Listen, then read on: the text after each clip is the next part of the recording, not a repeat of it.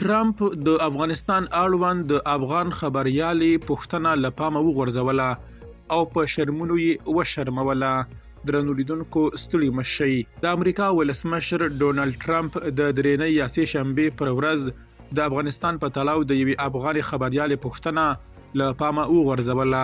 د ټرمپ دغه کار په ټولنیزو او نړیوالو رسنیو کې د هغه په اړه غبرګونونه راپارولي دي.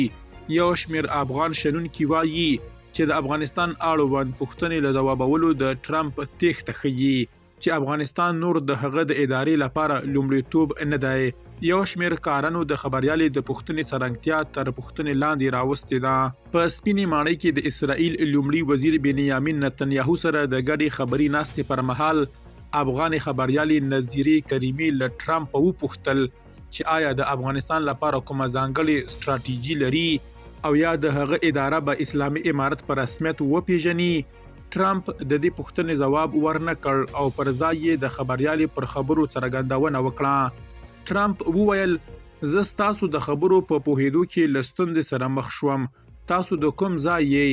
کله چې کریمي وویل د افغانستان، ټرمپ په ځواب کې وویل او رښتیا هم خوږ غږ لرئ او ژبه مو هم خوندوره ده، خو ستونزه دا ده چې زه ستاسو پر هیڅ یوې خبرې هم پوه نه شوم، خو یوازې دا وایم چې بریالي او په سوله کې اوسئ. ټرمپ چې له نړیوالو شخړو څخه د امریکا د راایستلو پلوی دی، په دې وروستیو کې وړاندیز کړی چې امریکا باید غزه خپله کړي او هلته یو اقتصادي مرکز جوړ کړي، خو د افغانستان په اړه یې هیڅ ځانګړې تګلاره نه ده وړاندې کړې.